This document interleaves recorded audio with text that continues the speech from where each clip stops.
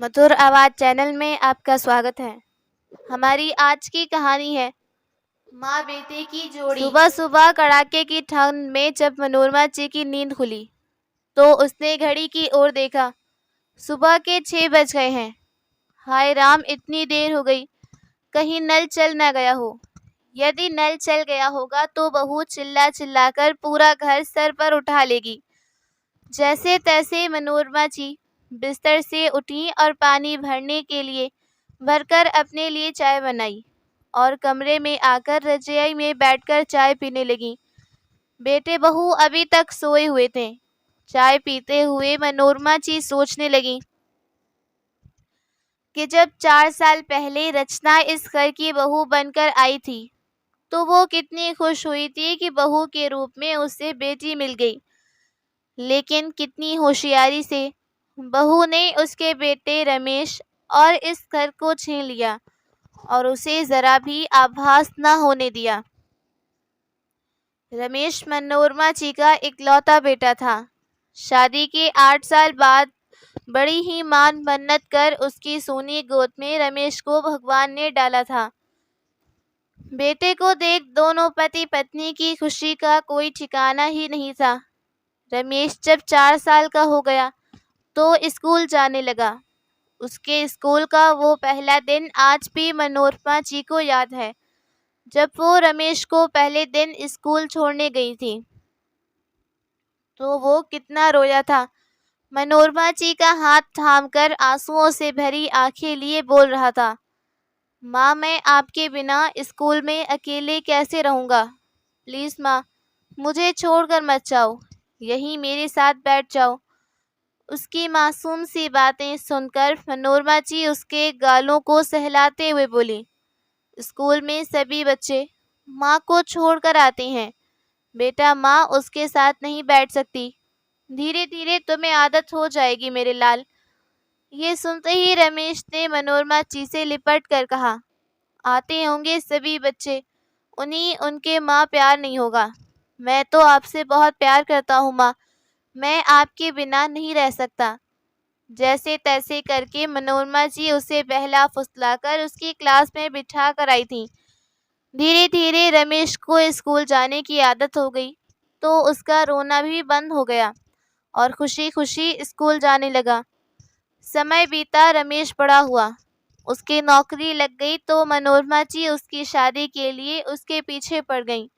रोज रमेश से कहती, जल्दी से शादी कर ले बेटा और मुझे बहू ला दे जो इस घर को खुशियों से भर दे, जिसके आने से घर में और रौनक हो जाए। पर रमेश हर बार कोई न कोई बहाना बनाकर टाल जाता। एक एक कर रमेश अपने माता पिता के लाए हुए रिश्ते को इनकार कर देता। एक दिन रमेश के पिता श्याम लाल जी ने पूछ लिया, बेटा कोई लड़की पसंद है तो बता, हम फालतू में क्यों परेशान हो रहे हैं। तो रमेश ने धीरे से अपनी माँ के पास बैठते हुए कहा, माँ, एक लड़की है रचना, मेरे साथ कॉलेज में पढ़ती थी, अभी वो एक स्कूल में टीचर है, मैं उसे बहुत पसंद करता हूँ। दिखने में कैसी है। तो रमेश बोला, बहुत खूबसूरत है माँ। आज पहली बार मनोरमा जी के मन में ये बातें चुभी, क्योंकि आज तक उसके बेटे ने कभी उससे कोई बात ना छुपाई थी। खैर जल्द ही मनोरमा जी और श्यामलाल जी रचना और उसके घर वालों से मिले और दोनों का रिश्ता तय हो गया। जल्द ही मनोरमा जी के घर की बहू बनकर आ गई। आने के बाद मनोरमा जी बहुत खुश थी। रचना ने जल्द ही घर को अच्छी तरह संभाल लिया था।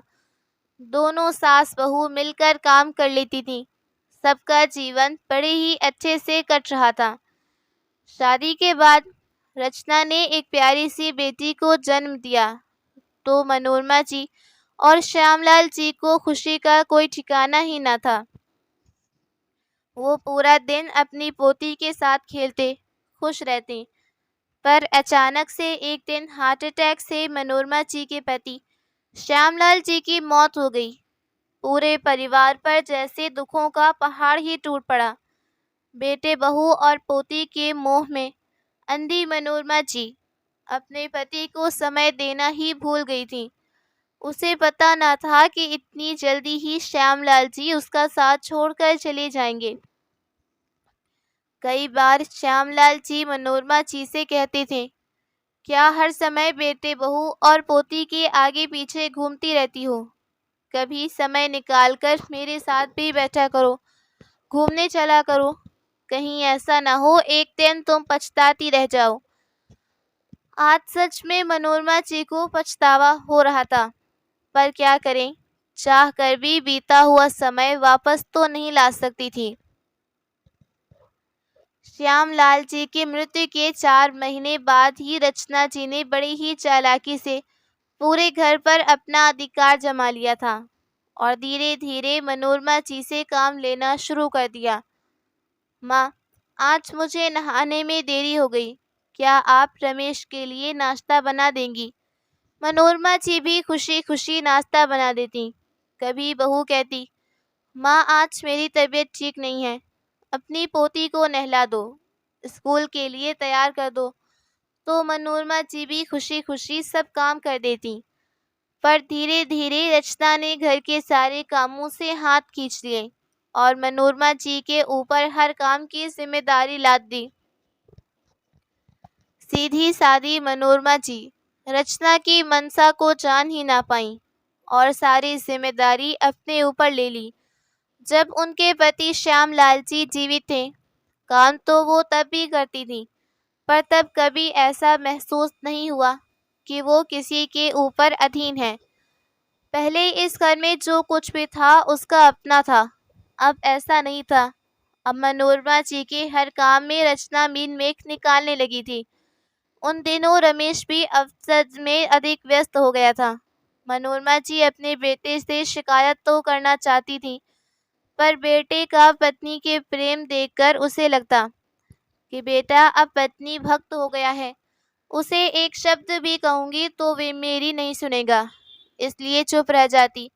लेकिन मन ही मन उसके एक चीज उठती कि बहू तो पराई थी पर बेटा तो अपना था, जो बेटा बचपन में उससे 1 मिनट भी दूर नहीं रह सकता।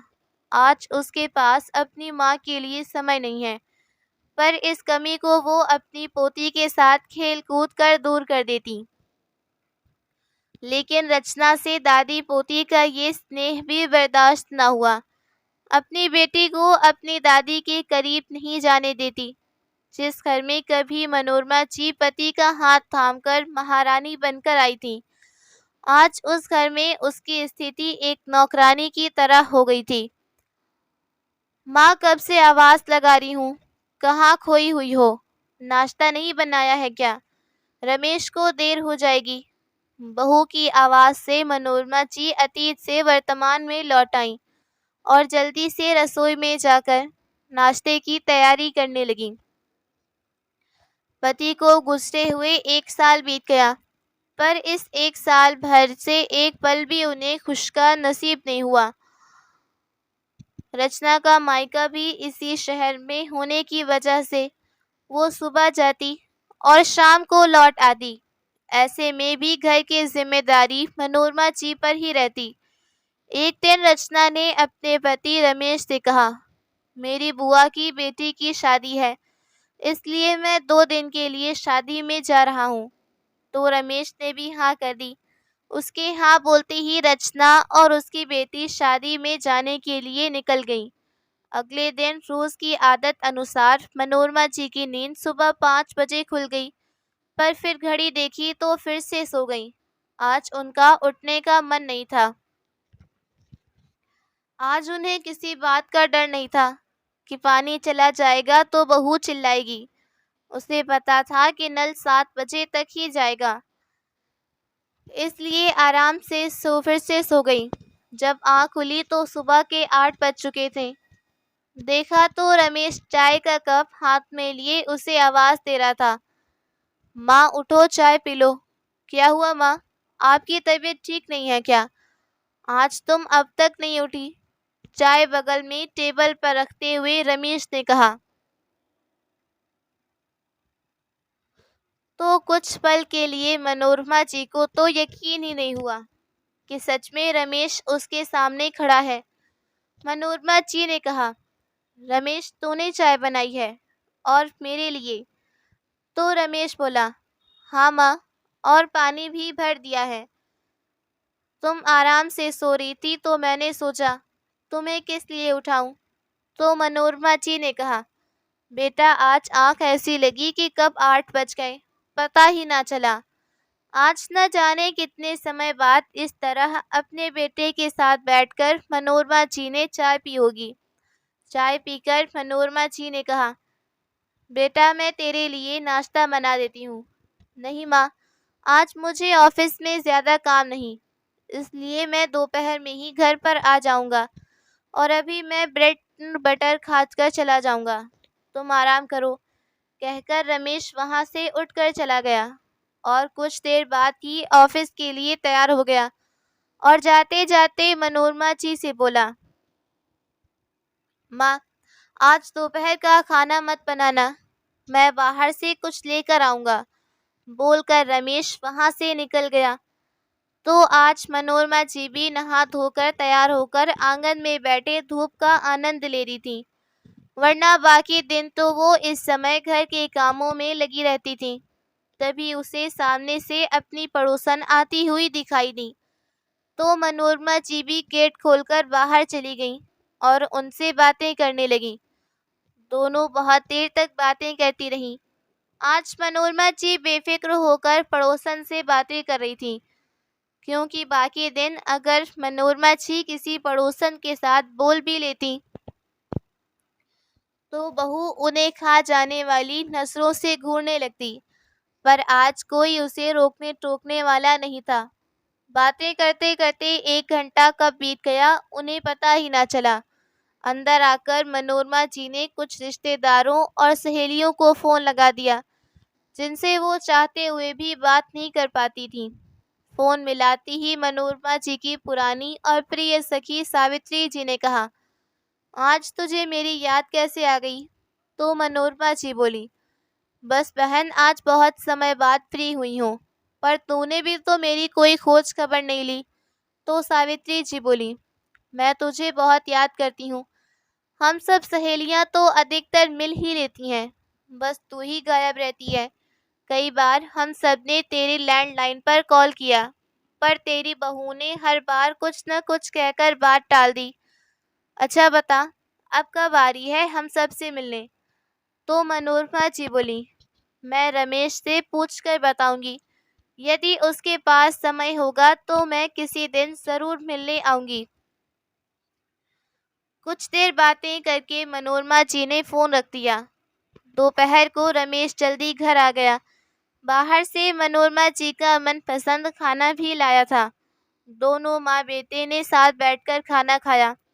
तभी मनोरमा जी ने कहा, बेटा मुझे मेरी सहेली सावित्री और बाकी सबकी बहुत याद आ रही है। क्या तू मुझे उनसे मिलने के लिए ले चलेगा? तो रमेश बोला, हाँ बिल्कुल ले चलूँगा, हम कल ही चलेंगे। तो मनोरमा जी खुश हो गईं। वो जानती थी कि रमेश उसे कभी ना कहेगा, परंतु उसने खुद ही उसकी शादी के बाद संकोचवश से रमेश से अपने मन की बात कहना ही छोड़ दिया था। आज रमेश की बात सुनकर मनोरमा जी को लग रहा था कि वो उसकी भूल थी। उसका बेटा आज भी उसकी किसी बात को टाल नहीं सकता था। रात को दोनों माँ बेटे खाना खाकर सो गए और अगले दिन मनोरमा जी बहुत दिनों बाद कहीं जाने के लिए तैयार हो रही थी। अच्छी सी साड़ी पहन अपने आप को आईने में निहारा। उसे फुर्सत ही नहीं मिली ऐसे अपने आप को देखने की। थक जो जाती थी इतना काम करने के बाद, सीधा बिस्तर पर लेट जाती। तभी रमेश ने आवाज़ देते हुए कहा, चलो माँ देर हो जाएगी। ताला लगाकर मनोरमा जी रमेश की बाइक पर बैठकर अपनी सहेलियों के संग मिलने निकल गईं। आज उनका मन बहुत खुशी से भर गया था। न जाने आज कितने समय बाद उन्होंने इस खुले वातावरण में सांस ली होगी। कुछ देर बाद दोनों माँ बेटे सावित्री जी के घर पहुंच गए।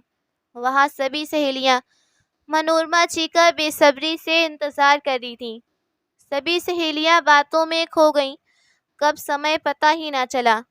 शाम को ऑफिस से आने के बाद रमेश ने कहा, माँ चले क्या? शाम हो गई है। आज सभी सहेलियों से मिलकर मनोरमा जी बहुत खुश थीं। घर जाते समय रमेश ने गाड़ी ठेले पर रोक दी और बोला, चलो माँ पानी पूरी खाती हैं। तो मनोरमा जी ने हंसते हुए कहा, बेटा इस उम्र में इस तरह यहाँ खड़े होकर। मनोरमा जी आगे कुछ कहती उससे पहले ही रमेश बोल पड़ा, माँ तुम भी ना कितना सोचती हो। चलो भी। दोनों ने पानी पूरी खाई और घर आ गए। रात को खाना पीना खाकर दोनों माँ बेटे अपने अपने कमरे में सोने चले गए। मनोरमा जी भी थक गई थी तो लाइट बंद कर बिस्तर पर लेट गई, पर मन ही मन आज बहुत खुश थी। बहुत समय बाद उसने इतना खुलकर जीवन जिया था। तभी रमेश ने आवाज दी, माँ सो गई क्या? नहीं बेटा, नींद नहीं आई। आजा अंदर आजा। तो रमेश अंदर आ गया और मनोरमा जी के पैरों के पास बैठते हुए बोला, आज तुम बहुत थक गई होगी ना माँ? तो मनोरमा जी बोली, थक तो गई हूँ बेटा, पर आज मैं बहुत खुश हूँ। आज बहुत समय बाद मेरी सहेलियों से मिलकर मुझे अच्छा लग रहा है। तूने मेरी ये इच्छा पूरी कर दी बेटा। कब से मिलने का सोच रही थी। तो रमेश बोला, माँ सच कहूँ, मुझे भी उन सब से मिलकर अच्छा लगा। जो उन लोगों से प्रेम और अपनापन है वो आज के लोगों में कहाँ। लेकिन क्या करें माँ, अपनी व्यस्तताओं के कारण हम अपने ही दायरे में सीमित होकर रह जाते हैं। पर माँ ऐसा क्यों होता है? जिन्हें हम बहुत प्रेम करते हैं उन्हें चाह कर भी समय नहीं दे पाते। कहते कहते रमेश मायूस हो गया। तो मनोरमा जी बोली, क्या हुआ बेटा? असली चीज है इंसान का मन। यदि इंसान के मन में प्रेम और अपनापन है तो ये महत्वपूर्ण नहीं कि उसे हर समय वक्त किया जाए। रमेश ने एक गहरी सांस ली और बोला, माँ। वो कहते कहते रमेश रुक गया, लेकिन मनोरमा जी अपने बेटे के चेहरे के भाव स्पष्ट रूप से पढ़ पा रही थी कि वो क्या कहना चाह रहा था।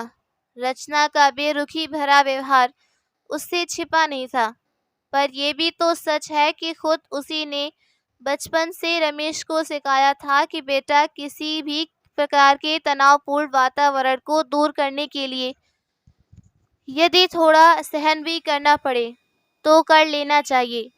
आज रमेश के व्यवहार और बातों से ही मनोरमा जी इतना समझ गई थी कि उसका बेटा नहीं बदला। आज भी उसके लिए अपनी माँ के मन में वही प्यार और स्नेह है जो बचपन में था। तमाम कोशिशों के बाद भी रचना रमेश के मन में माँ का प्रेम कम नहीं कर पाई।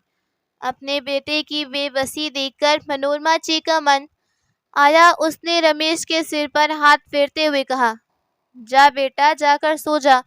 सुबह रचना को स्टेशन लेने भी जाना है। तो रमेश बोला, माँ कोई कितनी भी कोशिश कर ले, पर तुम्हारे बेटे को कोई बदल नहीं पाएगा। वो सदा तुम्हारा बेटा ही रहेगा। ये कहकर रमेश वहां से चला गया। घर में माँ के साथ हो रहे व्यवहार से रमेश अनजान न था, बस वो मजबूर था। इसलिए कुछ ही शब्दों में वो अपने मन की बात कह गया। रमेश के कमरे से जाने के बाद मनोरमा जी की आंखों में आंसू भर आए, लेकिन ये आज आंसू किसी दुख या लाचारी के नहीं, बल्कि खुशी के आंसू थे। वो सोच रही थी कि उसका बेटा उससे दूर हो गया, बदल गया है, बहू का गुलाम बन गया है। लेकिन उसकी ये सोच गलत साबित हुई। अब उसे रमेश से कोई शिकायत नहीं थी। वो जान गई थी कि उसका बेटा बस लाचार है। उधर कमरे में रमेश भी बेचैन था। आज उसने बहुत समय बाद अपनी माँ को इतना खुश देखा था। मन ही मन उसने कुछ निर्णय लिया और ये ठान लिया कि अब से माँ अपनी मर्जी से जिएगी, खुलकर आज़ादी से जिएगी। अगले दिन रचना लौट आई। सभी डाइनिंग टेबल पर नाश्ता कर रहे थे। तभी रमेश ने रचना से कहा, रचना मेरा प्रमोशन हो गया है, सैलरी 2 गुनी हो गई है। अब मैं सोच रहा हूँ घर के कामों के लिए एक काम वाली बाई रख लेते हैं। माँ और तुम दोनों ने बहुत काम कर लिया, अब हम सक्षम हैं। ये सुन रचना ने भी हाँ कर दी। तभी रमेश ने मनोरमा जी से कहा, माँ अब तुम्हारा जो भी मन करे तुम वो खुल कर जियो, जिससे बातें करनी है करो, जहाँ जाना है जाओ।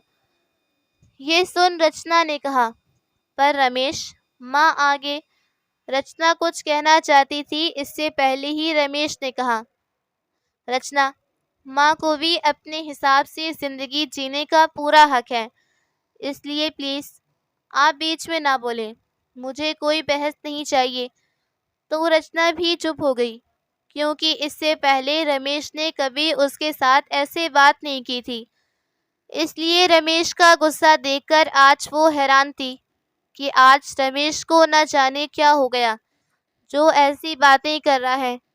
खैर जो भी था, पर आज रमेश के सामने उसकी जुबान न खुली। आज रमेश भी सोच रहा था कि काश उसने पहले ही ये कदम उठा लिया होता तो अच्छा होता। मनोरमा जी भी खुश थी कि अब वो आज़ादी से जिएंगी। सुबह सैर पर जाएंगी, सहेलियों से मिलेंगी, धार्मिक किताबें पढ़ेंगी, अपनी हर इच्छा को पूरा करेंगी। अब उसे किसी बात का डर नहीं था, क्योंकि उसका बेटा उसके साथ था। खुशी के कारण उसकी आंखें नम हो गईं। माँ को खुश देखकर रमेश भी बहुत खुश हो गया और मन ही मन सोचने लगा कि अब चाहे कुछ भी हो जाए, पर वो हर रोज माँ के लिए थोड़ा सा वक्त जरूर निकालेगा। माँ तो माँ होती है, वो दुख सह लेगी पर शिकायत कभी नहीं करेगी। इसलिए माँ की खुशी का ख्याल रखना भी बेटे का फर्ज होता है। तो मैं भी बेटे का हर फर्ज निभाऊंगी। तेरा बेटा तेरे लिए कभी नहीं बदलेगा माँ। मन ही मन सोचते हुए रमेश अपनी माँ को निहार रहा था। तो दोस्तों, आपको ये कहानी कैसी लगी कमेंट करके ज़रूर बताएं। कहानी अच्छी लगी हो तो प्लीज़ वीडियो को लाइक करें, शेयर करें। हमारे चैनल मधुर आवाज़ चैनल को सब्सक्राइब ज़रूर करें।